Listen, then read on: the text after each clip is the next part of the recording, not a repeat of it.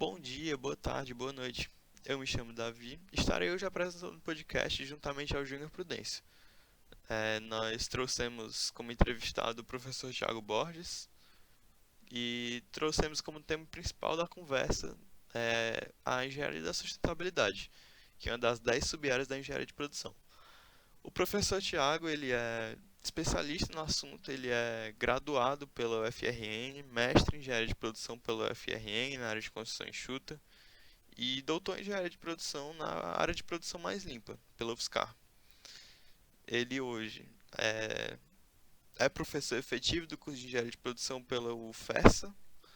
Ele ministra as disciplinas de automação da produção, engenharia de métodos e processos e gestão ambiental. Pronto, então, primeiramente, boa tarde, pessoal, né, a todos e todas. Eu me chamo Tiago Borges, né, sou professor do curso de Engenharia de Produção. Primeiramente, obrigado, né, pelo convite de participar desse podcast, né, para falar aí de um assunto tão importante para mim, tão caro para mim, que é a Engenharia da Sustentabilidade. Eu sou professor da UFES Angicos, né, do curso de Engenharia de Produção, né, vai fazer agora, inclusive, 6 anos que eu estou lá na UFES Angicos. E lá eu estou ministrando 3 disciplinas, né? Que é automação da produção, engenharia de métodos e processos e a disciplina de gestão ambiental. Sim, Né? Como vocês falaram, eu sou formado em engenharia de produção pela UFRN, né? Que é a Universidade Federal lá no Rio Grande do Norte. Né? E também tenho mestrado e doutorado na área de engenharia de produção. Né? Mas, especificamente sim, nessa área de engenharia da sustentabilidade, foi mais o meu doutorado, né? Onde, de fato, eu comecei a me embrenhar, digamos assim, a pesquisar realmente nessa parte mais ambiental. Né? sim. Mestrado foi em outra coisa, foi um pouquinho parecido, né? Eu trabalhei com Lean Construction, né? Verificando desperdícios, né? Em empresas de construção civil, né? Então, é um pouco parecido, né? Tem ligação. Mas foi no doutorado mesmo que eu comecei a pesquisar, de fato, essa área de Entendi. sustentabilidade, né? Sim, sim. E o doutorado você fez na mesma faculdade? Não, fiz na UFSCar. Ah, Fiz na entendi. UFSCar, na Entendi. Federal de São Carlos, lá na cidade de São Carlos. Entendi. Foi uma experiência bem legal, exato. E também pude, na verdade, fazer parte da minha pesquisa de doutorado no Canadá. Né? Eu ganhei uma bolsa de doutorado, né? Que a gente chama de doutorado de sanduíche, na verdade, né? Lá na Sim. Universidade de Sherbrooke. Então, parte da minha pesquisa de doutorado, né, eu consegui fazer lá no Canadá, durante 6 meses. Ah, Então, legal. assim, foi uma experiência bem interessante, né? Que a gente consegue verificar uma outra realidade, né? Em relação a essa questão de sustentabilidade de um país desenvolvido como o Canadá. De Legal. fazer Lá essa o comparação. mercado, lá o mercado é mais abrangente nessa área da sustentabilidade? É porque, na verdade, as empresas se preocupam bem mais, né? Lá, como é assim, um tema bastante disseminado, né? O próprio governo, na verdade, dissemina muito, e as empresas elas têm essa preocupação maior. E o próprio consumidor canadense também ele tem essa preocupação maior com os produtos que eles estão consumindo, né? Se são sustentáveis, se tem alguma certificação ambiental, então eles são mais rigorosos, digamos assim, né? Nessa questão ambiental em relação ao nosso país. Se bem que a nossa legislação ambiental é uma legislação bem rigorosa também, até serve de modelo para os outros países, né? O problema é que a gente não aplica direito, né? A gente não Sim, tem um acompanhamento mais de Entendi. perto, né? sim. Bom, professor, como você define essa área da engenharia da sustentabilidade? Assim, na verdade, a gente tem que entender, quando a gente fala de engenharia da sustentabilidade, né, fazendo um Sim, pouquinho esse link com a engenharia de produção, ela é uma das 10 grandes áreas, né, da engenharia de produção estabelecida lá pela BEPRO, né, que é a sim, Associação Brasileira de Engenharia de Produção. E quando a gente fala de sustentabilidade, né, a gente precisa lembrar que a gente não está falando só do aspecto ambiental, mas também do social e do financeiro, né, são sim, super sim. importantes.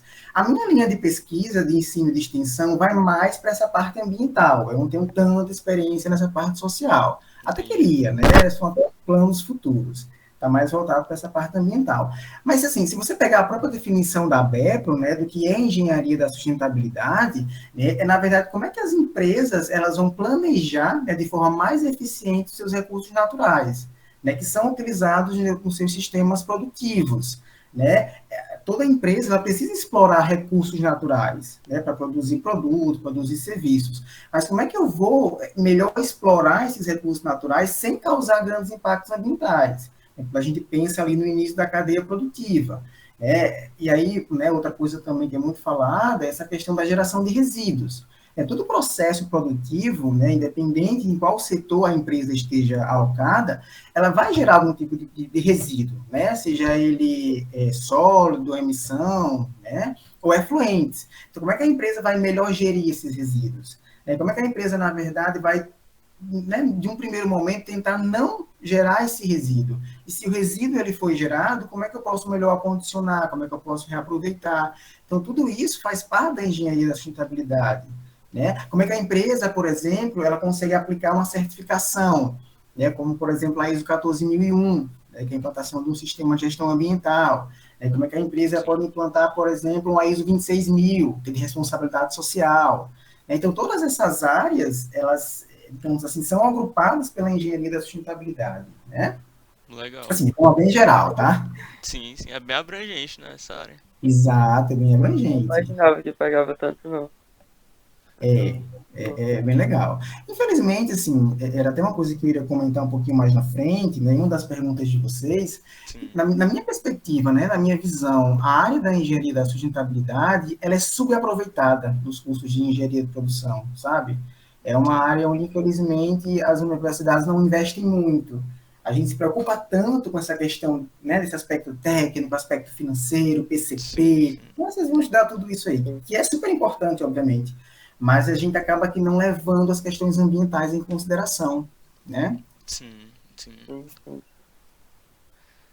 Professor, Oi. tu pode falar um pouco de como foi seu primeiro contato nessa área? Como foi que brilhou os Certo, olhos dessa área da engenharia de sustentabilidade, né? a parte da sustentabilidade? É. Então, assim, quando eu olho um pouquinho para o meu background histórico, né? Como eu falei, né? Eu fiz engenharia de produção na UFRN e lá eu tive contato, né, com 3 disciplinas, né, voltada para essa área de engenharia da sustentabilidade, né, que foi a disciplina de gestão ambiental, a disciplina de gestão de resíduos e a disciplina de tecnologias ambientais, né, que a gente estudava só a questão de tecnologias ambientais. Então, meu primeiro contato mesmo foi ali, né? Depois eu descobri um grupo de pesquisa e extensão lá da UFRN, né, do curso de engenharia de produção chamado Pegadas, que até hoje existe, na verdade, que ele, né, ele desenvolve trabalhos de pesquisa e extensão voltados para a área social e ambiental, né? Naquela época mais social do que ambiental. E foi aí que realmente eu comecei meu gosto por essa área, né? Eu estava num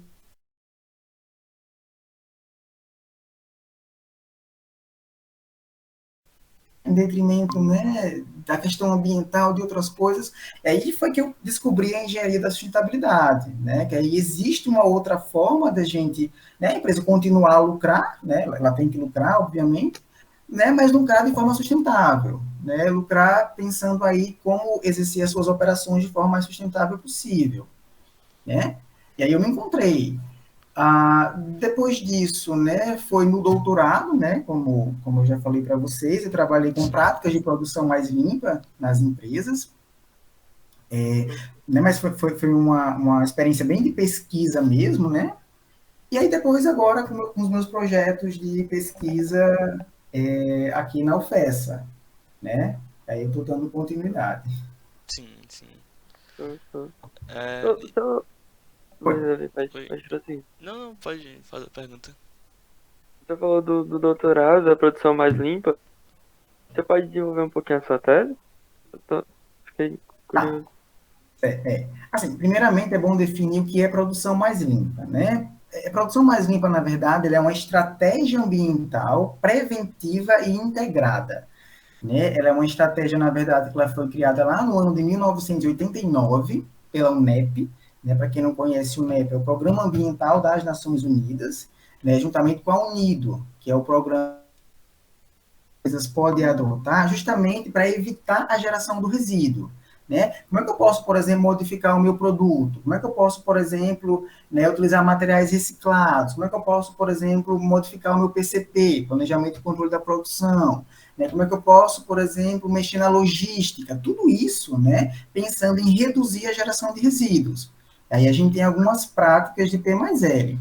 E aí, quando o resíduo, de fato, ele é gerado, né, como eu falei para vocês, no sistema produtivo, ele sempre vai gerar resíduo, né, o que eu faço para reaproveitar esse resíduo, né, no próprio processo produtivo, né? Então, a P mais L é basicamente isso, né? Uma estratégia ambiental preventiva para não geração do resíduo. E se o resíduo for gerado, como é que eu posso reaproveitar? Remanufaturar, reutilizar. De uma maneira bem simples, bem resumida. Sim, sim. E aí, vocês querem que eu fale também da minha tese? Não. Não sei se foi essa a Pode pergunta. falar um pouco. Pronto, e aí, na verdade, né, a minha tese, a gente meio que percebeu ok, as empresas podem aplicar ou não essas práticas, né, de produção mais limpa. Né? Basicamente, existem 5 tipos de práticas de P mais L, né? A literatura classifica, que é modificação do produto, né, como eu falei, como é que eu posso modificar o meu produto para que ele não gere impactos ambientais durante o seu processo produtivo, modificação de tecnologia, né, como é que eu posso implantar tecnologias, por exemplo, para reduzir a emissão de gases de efeito estufa, né, modificação dos materiais de entrada, né, como é que eu tenho um relacionamento com o meu fornecedor, por exemplo, para me fornecer uma matéria-prima mais sustentável, que cause menos impacto ambiental, menos tóxica, por exemplo, né? A outra, que são de todas aqui, boas práticas de produção, né? Por exemplo, a questão de estabelecer programas de redução do consumo de energia, redução do consumo de água, por exemplo, né? Vários estudos apontam, né, que o grande responsável pela emissão de gases de efeito estufa no nosso planeta vem aí do alto consumo de energia, por exemplo, né? Interessante. Né? E práticas de reciclagem interna, aquilo que eu falei, o resíduo foi gerado, como é que eu posso reaproveitar no próprio sistema produtivo? Ou até mesmo como é que eu posso vender esse resíduo para uma outra empresa, né? É output do meu processo, né? Mas pode ser input de um outro processo, né? De entrada de um outro processo. Beleza, então a gente tem essas práticas que podem ser aplicadas pelas empresas. E a gente destrinçou para cada uma dessas práticas, né? Eu falei de forma mais geral, mais global, mas para cada uma dessas práticas, a gente destrinchou várias outras práticas, né, nessa classificação. E aí a gente criou uma escala para mensurar o nível de implantação de cada uma dessas práticas nas empresas de manufatura, né? Sim. Então, aí foram várias etapas que a gente precisou construir, metodologicamente falando, para chegar nessa escala, né? E a escala foi o produto final aí da minha tese. Entendi. E quais foram as dificuldades na implementação dessas escalas? Assim, na verdade, a escala em si ela não foi implementada. Né? A gente Entendi. criou a escala. Ah, entendi. Né? A gente precisou, na verdade, testar essa escala com algumas empresas, né, com alguns especialistas na área, não só, né, engenheiros de produção, como pesquisadores da área. A gente criou essa escala, fez essa validação que a gente chama de forma mais prática e fez uma validação estatística.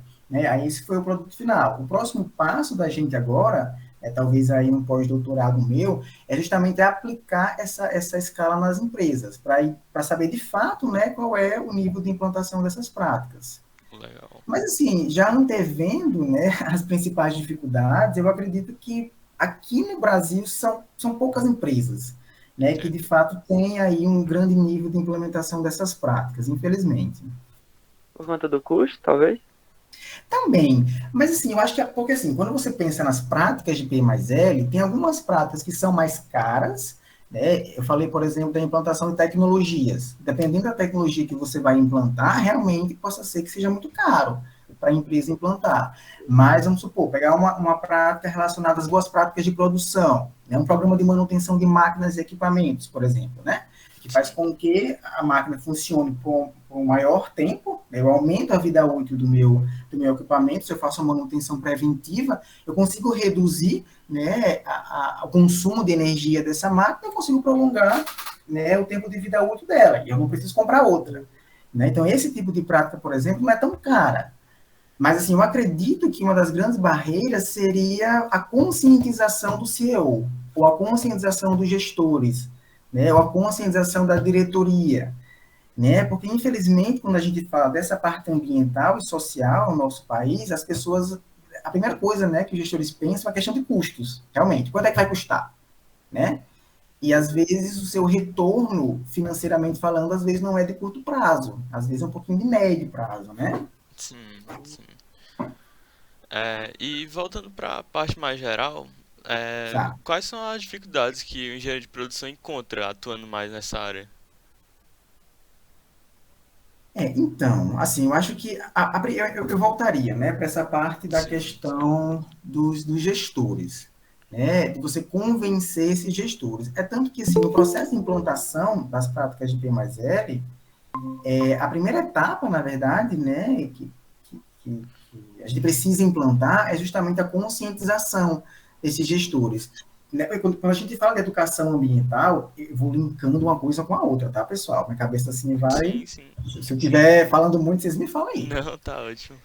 Não, Quando a tá gente ótimo. fala de, quando a gente fala de educação ambiental, né, a gente tem duas etapas, né, que é a etapa de conscientização, é no sentido assim, ó, você não sabe nada da parte de sustentabilidade, beleza, eu vou Sim, fornecer informações para você.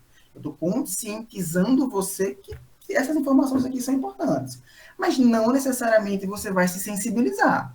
Eu posso ter esse conhecimento, mas não quero aplicar não. Isso aqui, para mim, nada a ver, não vou aplicar. Né? sim, Então, eu tenho que conscientizar e depois sensibilizar, né? Mostrar para essa galera que a questão ambiental ela é super importante, sim, né? com E que certeza. eles devem aplicar nas suas empresas. Então, eu ainda acredito que é o maior desafio, né? Uma outra barreira também, né? E aí talvez a gente fale um pouquinho mais de global, né? Saindo mais desse parte de empresa e pensando um pouco mais holisticamente falando, é a questão do governo, né? O governo ele é um importante player, digamos assim, nesse quesito. Quando eu tenho um governo que apoia, quando eu tenho um governo, né, que oferece subsídios para as empresas aplicarem práticas sustentáveis, é mais fácil Sim, para elas, né? Mas eu acho que as duas principais barreiras seriam essas. Existem outras também que dá para desenvolver, mas eu acho que essas duas são as principais. entendi, entendi.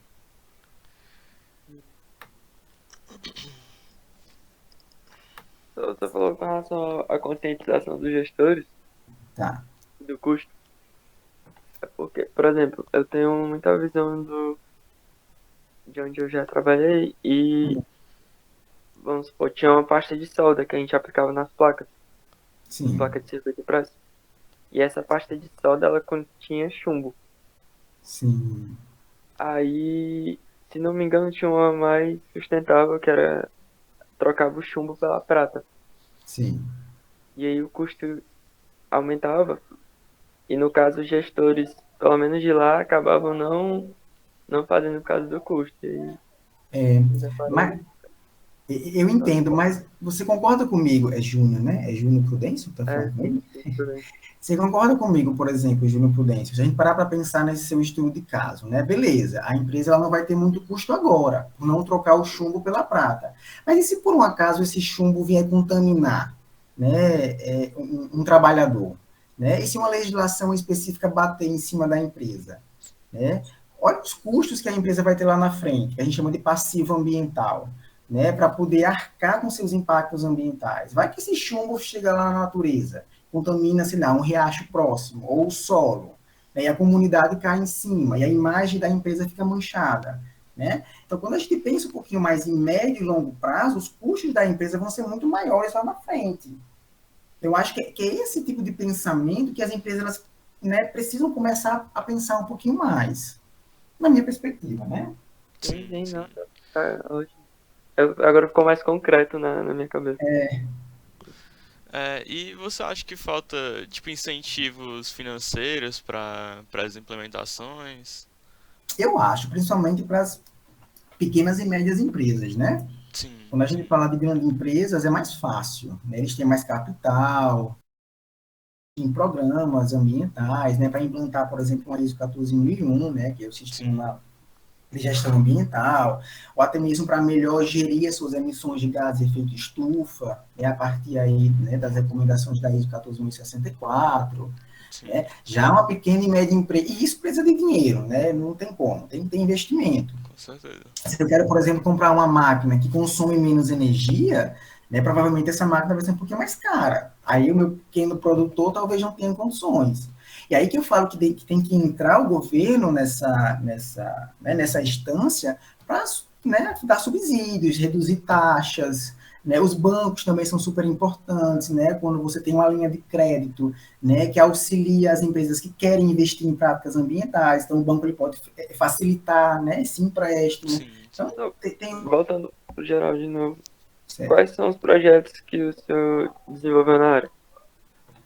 Os Pronto, projetos que você considera mais. o meu principal projeto, né, como eu falei, foi de pesquisa, né, que foi o desenvolvimento dessa escala, realmente foi o projeto de mais impacto, né, inclusive consegui uma boa publicação internacional nessa área, né, tem outro projeto de pesquisa que está em andamento na atualidade, né, que também é voltado para a área ambiental, né, que é uma parceria comigo e com outra professora lá da UFESA, né, que na verdade a gente também está querendo montar uma escala, mais uma escala de práticas ambientais voltada para o PCP, né, Planejamento e Controle da Produção. A gente quer entender, por exemplo, se no processo de planejamento e controle da produção, né, das práticas de PCP das empresas, elas estão considerando variáveis ambientais, para além das outras variáveis que normalmente é considerada no PCP. Né? Se na tomada de decisão, sequenciamento de ordens, roteamento, né, enfim, outras variáveis relacionadas ao PCP, eles estão considerando a questão ambiental. Esse é um outro projeto que a gente está dando andamento. Né? Os meus TCCs, por exemplo, né, como o pessoal já sabe que eu sou dessa área e gosto dessa área, geralmente são voltados para a área ambiental. Sim, Né? sim. Ou é um estudo de caso sobre produção mais limpa numa empresa, então a gente faz um mapeamento né, dos processos da empresa, escolhe um processo, verifica os aspectos ambientais e os impactos ambientais, né, que são causados por esses aspectos. E a partir daí a gente propõe, né, práticas de P mais L para as empresas. Né? Entendi. E um outro também é a questão da educação ambiental, né? Como é que os estudantes das universidades federais, a gente começou só com a UFESA e agora a gente pretende aumentar para as outras universidades, quem sabe a gente aplicar aí na UFC, né? Para verificar o nível de conscientização ambiental dos estudantes de engenharias ou engenharia de produção. Né? A gente ainda vai fazer um recorte em relação a isso. Mas basicamente esses são os projetos que estão em andamento. Entendi. Quais empresas o senhor considera em destaque nessa área da sustentabilidade? Ah, tá, da parte ambiental, né, no geral, de sustentabilidade, né. Aqui no Brasil, eu não sei se vocês já ouviram falar, existe um índice chamado ISE, né, que é o Índice de Sustentabilidade Empresarial, né, que é da Bolsa de Valores aqui no Brasil, né, de empresas que têm ações aí na Bolsa de Valores, né, que a gente chama de B3. E aí, todo ano, eles lançam um ranking, né, das empresas mais sustentáveis. E aí, Sim. basicamente, essas empresas, elas preenchem, né, um questionário com várias questões, não só ambientais, mas também questões sociais, e a partir desse ranking, eles ranqueiam as empresas mais sustentáveis, né, do Brasil. Existem Sim. algumas críticas em relação a esse ranking, mas, enfim, é a EFL, Energia, lá de São Paulo, e a Natura. Né? Falando mais especificamente, a Natura ela é uma empresa que sempre vem ganhando destaque aqui no nosso país em relação a essa questão da sustentabilidade, sabe? Sim, sim. 90%, salvo engano. São de origem vegetal, né? Eles têm um trabalho bem interessante, né, em termos de desenvolvimento social com seus fornecedores, né, que vão extrair a matéria-prima lá da Amazônia, né, para poder fabricar os seus produtos, né? Eles sempre estão estimulando comportamento e compra sustentável de seus consumidores. Tem vários selos que eles já receberam também, não só em termos social e ambiental, selos internacionalmente reconhecidos, né, certificações, na verdade, né? Enfim, utilizam o manejo florestal sustentável, né, fazem programas, né, de combate ao desmatamento da Amazônia. Então, assim, eu acho que a Natura é a empresa que eu tenho um pouquinho mais de conhecimento, sabe, dessas que eu citei Entendo. para vocês. Entendo. Esse pensando, né, em relação a essa pergunta, quando vocês me enviaram, Opa, só, só, e só um aí, segundo. foi. Pode só repetir porque eu caí quando você falou que tinha mais conhecimento da Natura? Não, dessas 5 empresas, né, que eu Sim, falei, a sim. que eu utilizo mais em sala de aula é mais a Natura. Então, eu tenho um Sim. pouquinho mais de conhecimento. Eu nunca visitei, não, mas assim, se você entrar no site deles, vocês têm várias informações em relação a isso, sabe? Sim, sei, sei. Sim. É, Deixa eu só tomar um pouquinho de água aqui que eu respondo a segunda pergunta. claro, claro. Tá certo, Qual tranquilo. foi a que tu perguntou, Prudência? Foi a. A questão da pandemia, né? Foi questão da pandemia. E em relação Essas a mais esse. dificuldades. É, então, assim, o que que a gente pôde perceber, né, com essa pandemia? Eu considero que existiram benefícios bem entre aspas, tá, pessoal? Né, que a pandemia foi algo bom, Claro, claro. a pandemia, bem menor agora, né? Mas, Sim, assim, em termos ambientais, de impactos ambientais, houveram alguns impactos ambientais positivos, né? Porque, veja, quando você, com o isolamento social, as pessoas não iam mais trabalhar, pois a maioria das pessoas não iriam mais trabalhar. Então, consequentemente, não pegava mais transportes, né? A quantidade de pessoas que necessitavam de transportes públicos ou privados reduziu. Então, eu tenho aí já uma redução de emissão de gás de efeito estufa, né, para o nosso planeta. Né? Algumas empresas, por exemplo, reduziram seu nível de produção, então menos resíduo gerado, né? Menos energia consumida, menos recursos naturais também foram consumidos. Né? E eu também acredito, sim, que com essa pandemia houve né, por parte de algumas pessoas, uma maior conscientização nesse sentido assim, que ó, a gente não pode mexer com a natureza, né? Porque se a gente for mexer com a natureza, se a gente for desmatar, se a gente for causar impactos ambientais, esses impactos vão impactar a gente, né? sim, Porque se a gente for parar para pensar, né, com a exploração lá das florestas na China, né, por exemplo, esse vírus passou a ter contato com a gente, né, a exploração de forma insustentável. Então, por essa parte, né, teve benefícios, entre aspas, porque houve a redução desses impactos ambientais, né, mas momentâneos, né, com a saída da pandemia, os impactos voltaram a aumentar de novo. E isso, pesquisas científicas que apontam isso, tá? Na verdade, os desafios nessa área, porque assim, você também tem uma contrapartida. Né? sim. Se você tem mais pessoas em casa, você tem mais gente consumindo energia também em casa. Né? Você tem mais resíduo doméstico sendo gerado. Né? No pico da pandemia, né, você tinha hospitais lotados.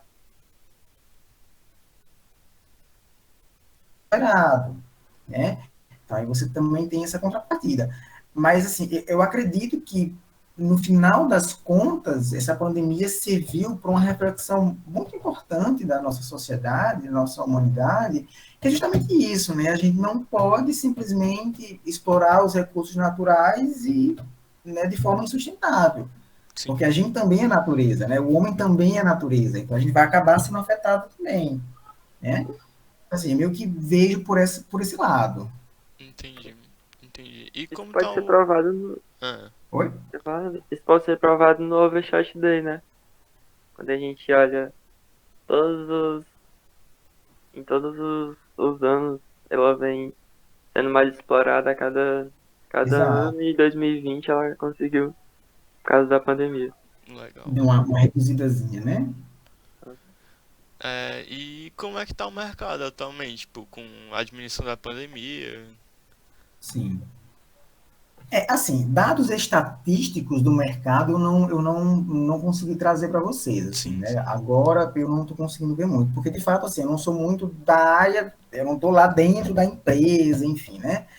Todos os dias. A minha área é bem mais área de pesquisa, né? Então eu trabalho mais com artigos, enfim, e também Sim, ações de sim. extensão. Mas, assim, parando para refletir um pouquinho, né, a respeito do mercado de trabalho, mais voltado para a engenharia de produção mesmo, né, a gente meio que considera, e a gente pode perceber isso, que a sociedade, ela vem debatendo mais essas questões ambientais, né? A gente vive numa sociedade onde hoje em dia a gente já debate questão de gênero, né? A gente já debate questão de sexualidade, né? A gente já debate questão de racismo, por exemplo, e também questão ambiental, questão socioambiental.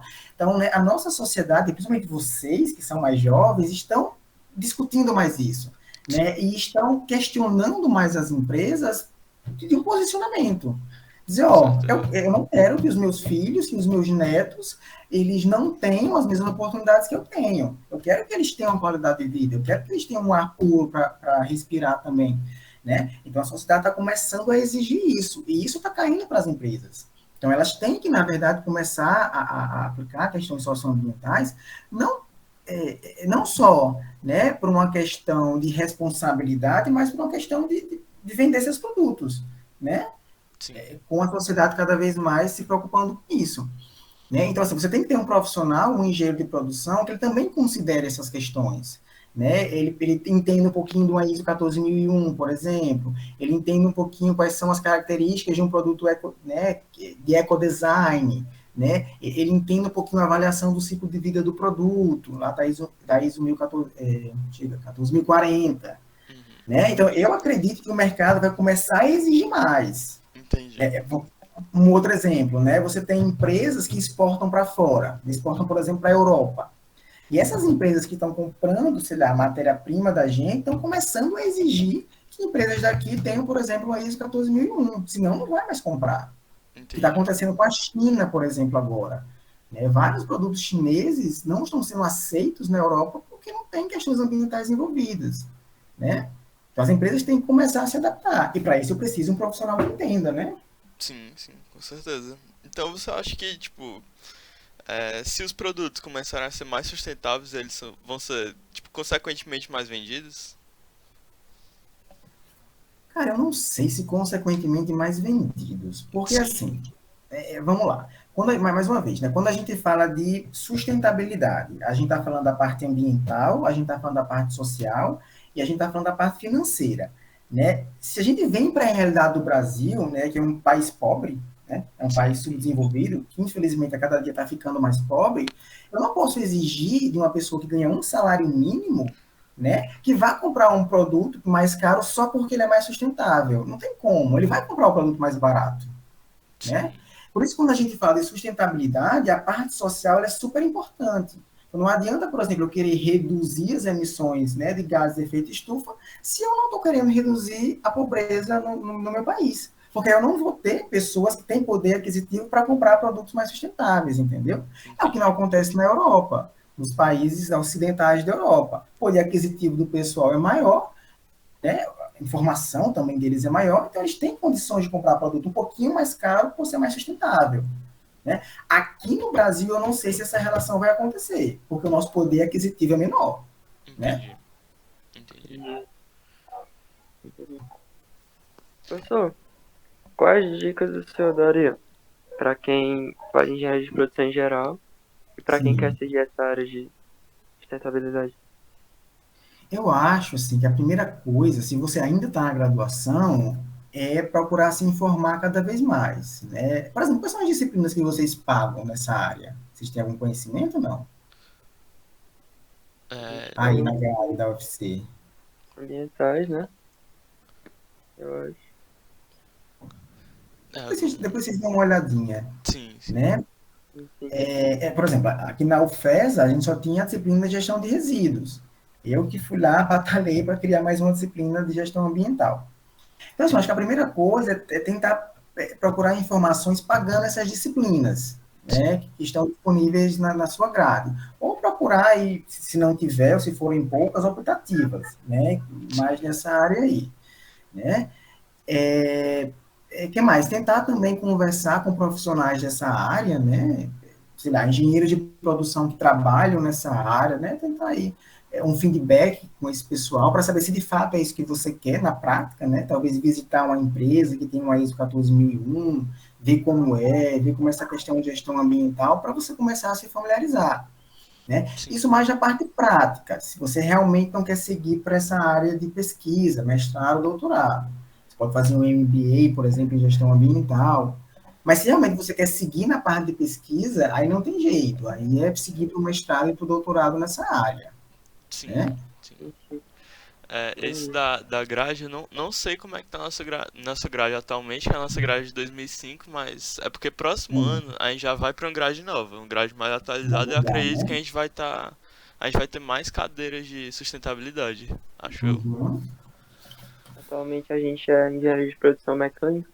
É, Ah, produção mecânica, então não sabia. aí tem Sim. muitos conceitos da mecânica, só que próximo ano vai ficar só engenharia de produção, tipo, já vai ser mais atualizada. Eu acredito eu que, tipo, venha ter, tipo, Mais coisas. muito mais sustentabilidade.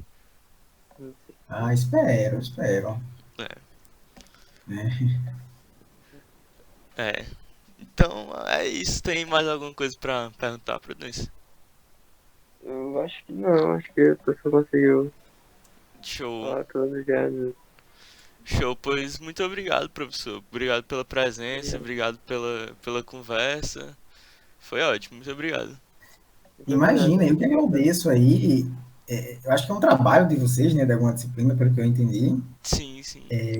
Eu espero que vocês obtenham êxito, né, com esse podcast, tenham uma nota boa, né, e que pelo pouco que eu falei da engenharia da sustentabilidade, eu possa ter sensibilizado vocês em relação a essa Com área, certeza. né, que vocês, futuros engenheiros de produção, também possam considerar questões socioambientais quando vocês estiverem trabalhando lá nas empresas de vocês, ou se forem aí, né, para o mercado acadêmico, enfim. Sim, sim. Mas eu desejo sucesso para vocês e mais uma vez muito obrigado pelo convite. Oh, muito obrigado mesmo. Pois pode ter certeza que agregou muito. A gente até tem o contato. Você falou muito da Sim. Natura, a gente tem o contato da gerente de vendas da Natura lá em São Paulo. A Ó, gente que vai fazer legal, algumas tudo bom. perguntas também. Tá, legal, muito Eu legal. vou saber se a gente vai entrevistar. É, Enfim, meu contato é esse, né, que você já tem para qualquer dúvida, né, para qualquer possíveis parcerias no futuro nessa área, podem entrar em contato comigo, viu? show, Ok. show. Muito Muito obrigado. obrigado. Obrigado. Então tá bom. Tchau, pessoal. Vou Tchau, sair da tchau. sala, tá? Tá certo. Tchau, tchau. Tchau. Muito obrigado.